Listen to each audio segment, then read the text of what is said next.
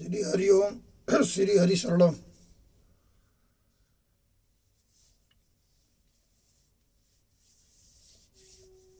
श्री गुरु वीतराग परमानंदेश्वर महादेव। हर हर महादेव। सुबह उठिए, धरती माता को प्रणाम करिए, फिर उसके बाद जिस भी कर्म क्षेत्र धर्म क्षेत्र में लगे हैं, पढ़ाई में हैं, विद्यार्थी जीवन जी रहे हैं, सन्यासी जीवन जी रहे हैं, सांसारिक जीवन जी रहे हैं, तो उसके अनुसार आप कर्म प्रार्थना इच्छा मनन चिंतन करते हुए अपने इष्ट देवता को समर्पित करिए और बोलिए, है भगवान जो भी इष्ट हो कि मेरे शरीर को तन मन धन से सुख शांति,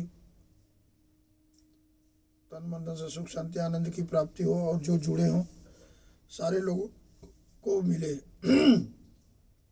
जैसे हमारा है, सुबह उठते हैं 3 बजे गौ माता आती है, उठा देती हैं स्वामी मित्रानंद कुटिया रमना गौ सेवाश्रम पर, और उठते हैं, धरती माता को प्रणाम करते हैं। फिर अपने जो हमारे गुरु ये हैं स्वामी परमानंद दीक्षा गुरु संन्यास ग्रहण करने वाले स्वामी परमानंद सरस्वती समारू बाबा, फिर उनके गुरु स्वामी वितरागानंद सरस्वती नंगा बाबा जी, फिर हनुमान जी को, फिर शिव जी को, फिर मेरे दीक्षा गुरु के चरण पादुका है उसका प्रणाम करते हैं। सबसे पहले धरती माता को करने के बाद ही अपने शयन कक्ष से उठते ही फिर उसके बाद अपने आते हैं योग ध्यान जो करते हैं उसमें फिर चरण स्पर्श करते हैं। फिर गुरु ईश्वर प्रकृति से ही करते हैं जो भी जुड़े हों, क्योंकि मुझे स्वयं न स्वर्ग न मोक्ष नरक मेरी कोई इच्छा नहीं है।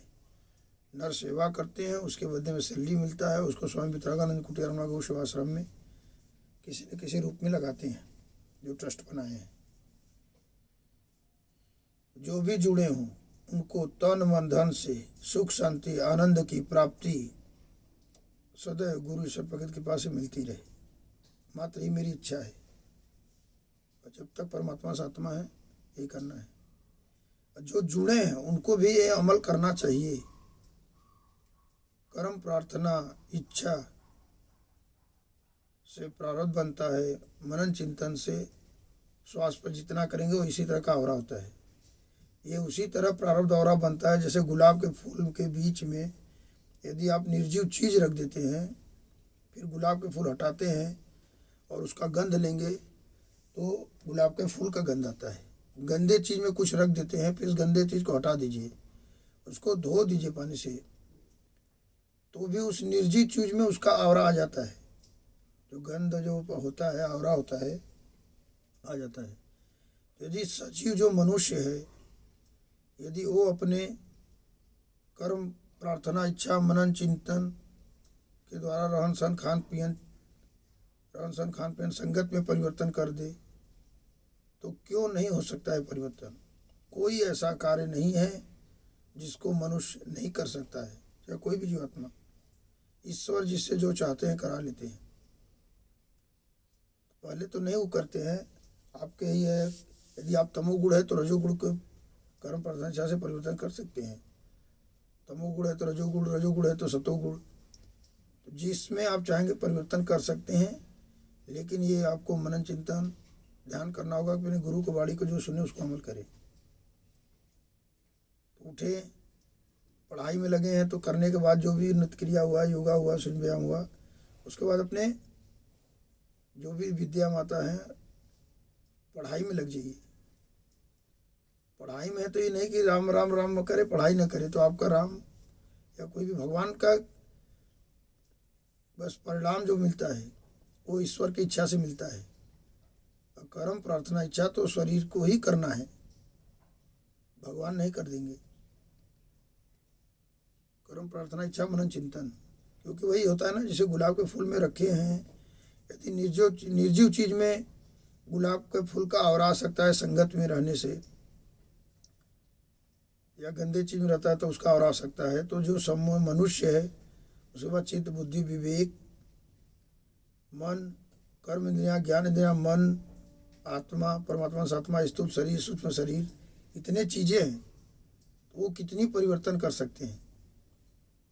लेकिन यही है कि वो कितने अमल करते हैं। अभी हम इसे कुछ हमारे भक्त वाणी सुने फिर उसको अमल न करें तो शांति आएगी। हमारी 10 रुपया की कमाई है, हम 20 रुपया खर्च करेंगे, अशांति आएगी।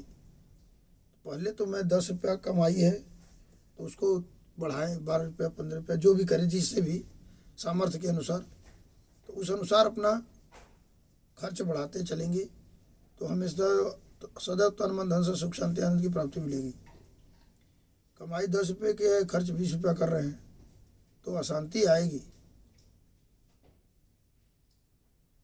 मन इंद्रियां, हम ध्यान सन्यासी है तो सन्यासी के अनुसार कर्म प्रार्थना इच्छा मनन चिंतन करें, संसारिक है तो उसके अनुसार करें, विद्यार्थी तो उसके अनुसार, जो भी आप कर्म क्षेत्र धर्म क्षेत्र में लगे उसके अनुसार आप कर्म प्रार्थना इच्छा कर्म ज्ञान इंद्रिया से करें, मन से कराएं, परमात्मा से आत्मा को दिखाएं, परिणाम को सदैव श्वास पर मनन चिंतन करते समय परिणाम को गुरु ईश्वर प्रकृति को समर्पित करें, जो भी इष्ट देवता को मानते हैं, तभी आपको तन मन धन से सुख शांति आनंद की प्राप्ति होती है।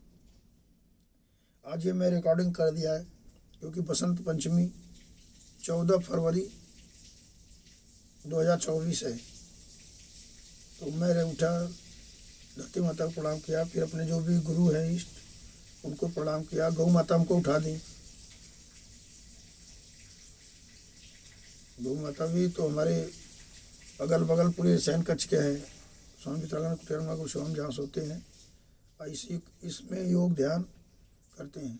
उठने के बाद धरती माता प्रणाम तुरंत इसमें आते हैं, फिर नित्य क्रिया तब जाते हैं। अभी जाएंगे, अभी स्नान करेंगे, फिर मसाज करेंगे, फिर सूर्य व्यायाम करेंगे, फिर योगा करेंगे। इसके बाद जिस भी कर्म क्षेत्र धर्म क्षेत्र में जाते हैं, जैसे मारा गया इस देश नर सेवा, उसके बदले में जो सैलरी बनारस हिंदू यूनिवर्सिटी भी वाराणसी में नर सेवा करते हैं, उसके बदले में सैलरी मिलता है, उसको स्वामी वितरागन कुटियारमा गौसेवाश्रम पे किसी न किसी रूप में लगाते हैं। और जो भी जुड़े हों सदैव उनको तन मन धन से सुख शांति आनंद की प्राप्ति मिलती रहे, इसीलिए कर्म प्रार्थना इच्छा मन चिंतन करते हैं। परिणाम तो स्वयं साक्षात त्रिलोकी भगवान को नहीं था। द्वापर त्रेता सतयुग में केवल जो भी भगवान थे, पुरुष थे, महापुरुष थे, उनका प्रारब्ध, उनके कर्म प्रार्थना इच्छा मन चिंतन से प्रारब्ध बना और आया परिणाम ईश्वर के ही कृपा से मिला। ईश्वर जिससे जो चाहे वो कराए। त्रिलोकी शंकर भगवान थे, सोने का महल बनवाएं, भस्मासुर को आशीर्वाद देते हैं तो परिणाम उनके हाथ में नहीं रहता, परिणाम कोई और हो जाता है ईश्वर की इच्छा से। राम भगवान थे, राजा बनना था, राजा बन के वनगमन हुआ। सीता माता जंगल में गई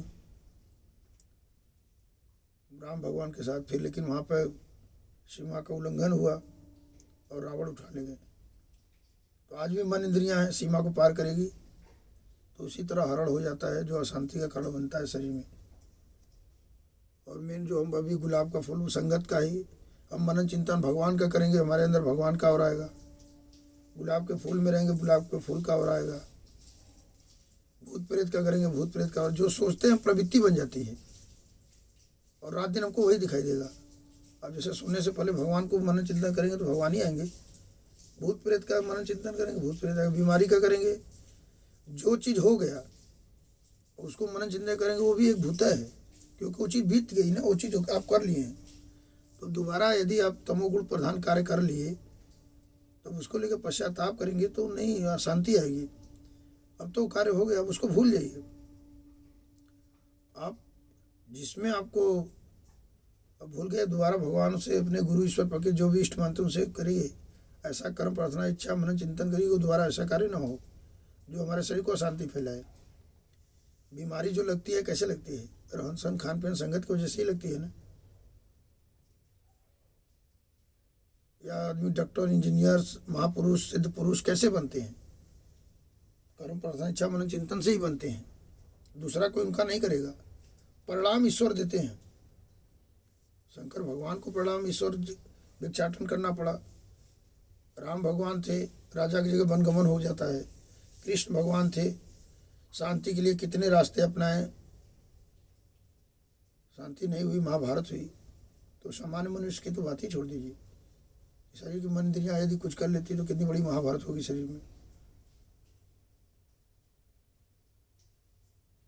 तो मेन वही है। अब धर्म भी है तो सनातन धर्म से ही जितने धर्म बने हैं सब सनातन धर्म से ही बने हैं। ये नहीं कि सनातन धर्म से पहले कोई धर्म आ गया था। सब एक समान थे, उसमें अपना परिवर्तन करते गए। परिवर्तन उसी तरह होता है जैसे शरीर अभी बाल्यावस्था है, फिर बड़े होते हैं, फिर परिवर्तन होता रहता है। श्री हरिओम, श्री हरि शरणम, हर हर महादेव।